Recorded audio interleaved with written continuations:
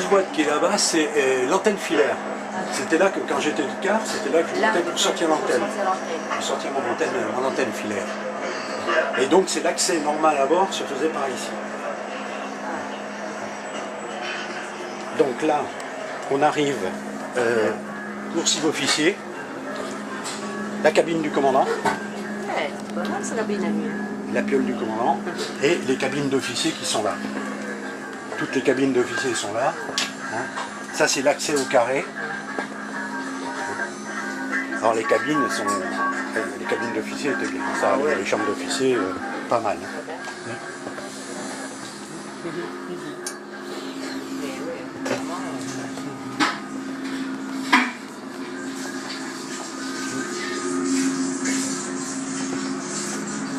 La douche.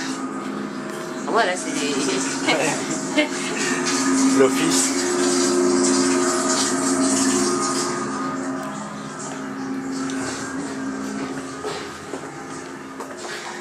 Cacatory room.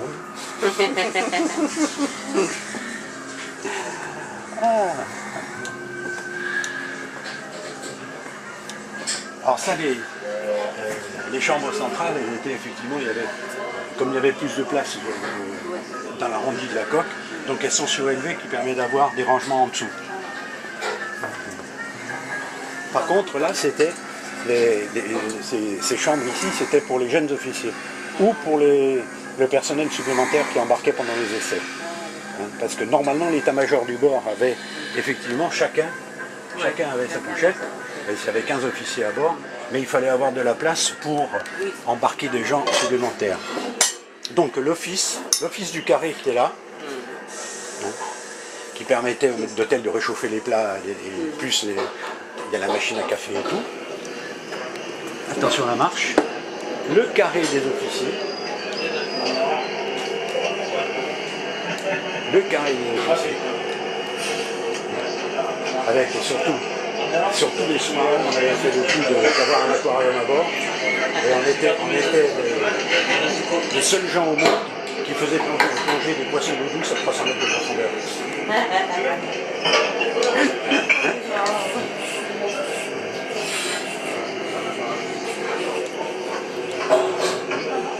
Ah, le carré est beau. Ben oui, c'est normal. Pour les officiers, c'est absolument normal. De toute façon, le problème d'un carré d'officiers dans la marine, c'est qu'on le commandant doit pouvoir réunir systématiquement tous ces officiers en même temps dans un endroit. Donc il faut la place pour 15 officiers. Tout le monde n'était pas à la bouffe en même temps, puisque nous avions 3 officiers de quart,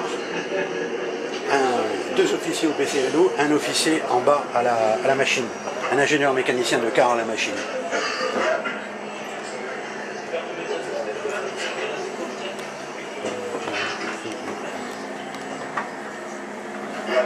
Non, ici c'était fermé.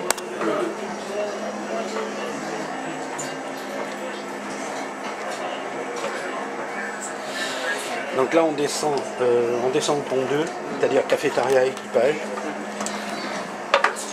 Cuisine, cafétéria équipage.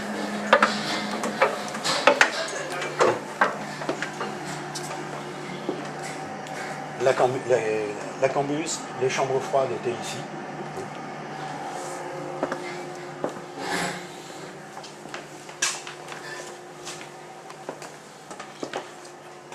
La cuisine.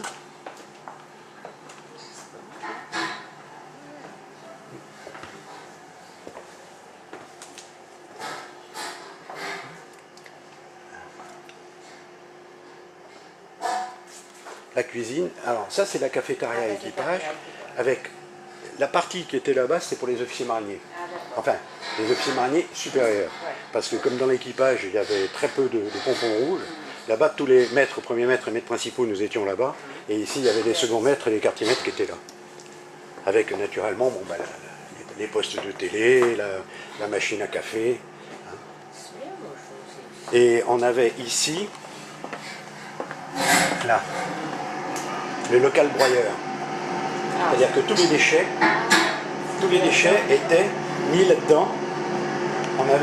On fabriquait nous-mêmes une sorte de poubelle en alu. On compactait les déchets et il y avait un sas spécial pour jeter les déchets à la mer. Et tout ce qui était sous l'arbre ici, hein, pour laver les assiettes. Les assiettes. Ouais. Ouais, c'est le bruit effectivement de la souillarde.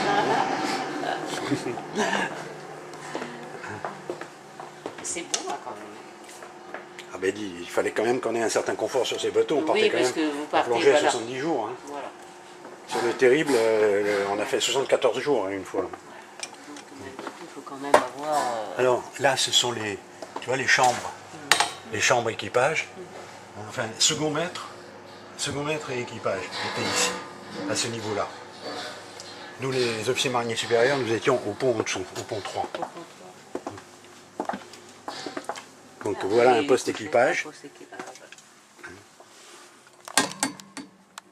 Par rapport au diesel, c'était quand même autre chose. Hein. Là, on avait quand même de la place pour les fringues, pour tout. Alors, chaque couchette était équipée avec ce qu'on appelait un petit bas-parleur. Un genre d'écouteur comme ça, que tu mettais sous ton oreiller et tout. C'est pour ça qu'on appelait ça un bas-parleur, parce que ça faisait pas trop de bruit. Et avec une sélection de 2 chaînes, chaîne classique ou chaîne variété. Ça, je m'occupais de ça. Quand j'étais en patrouille, c'est moi qui mettais les bandes magnétiques et qui m'occupais de ça. Et qui les faisait enregistrer à terre. Alors, les tableaux d'ordre, ici. On faisait, voilà, ça c'est pour les officiers mariniers supérieurs, ici. Alors, on passe là-bas.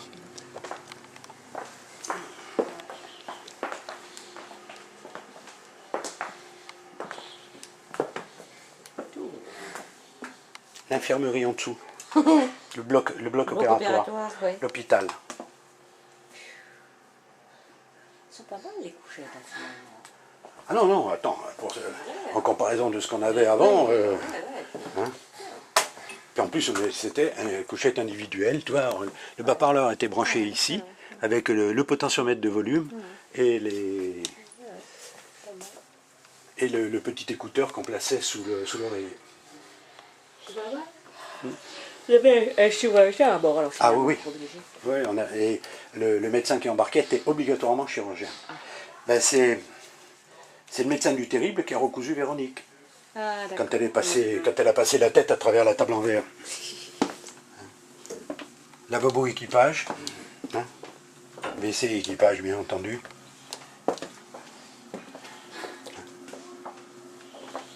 Douche. Douche, lavabo. Hein, parce que quand même, 1, 2, 3, 4, 5, 5 fois 12 personnes ici. Oui. Attention la tête avec le surbeau. Attention tête et surbeau là. 5 fois 12 personnes. Là on arrive au poste torpille. Plus il y avait un poste d'équipage ici aussi. Alors voilà. Voilà une grenouille. Une grenouille sur son berre.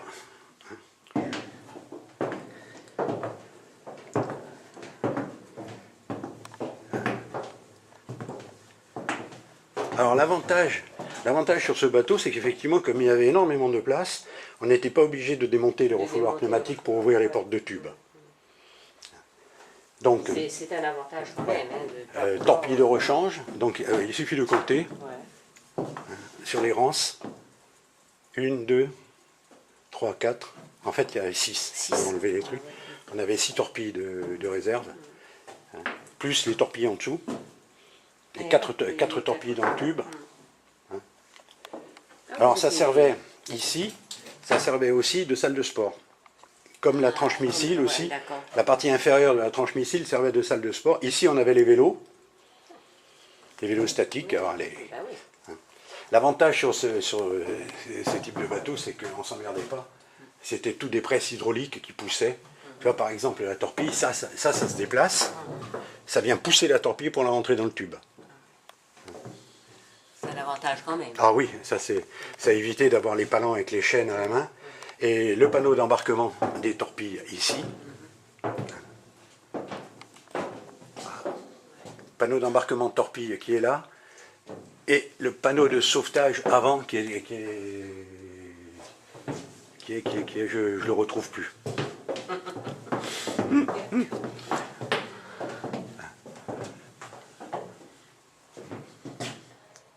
c'est beau.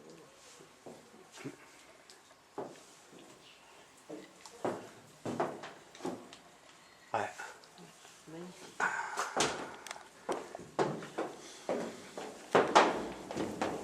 Alors voilà un ballast. Comment c'était foutu, la double coque. La coque épaisse est ici, la coque résistante.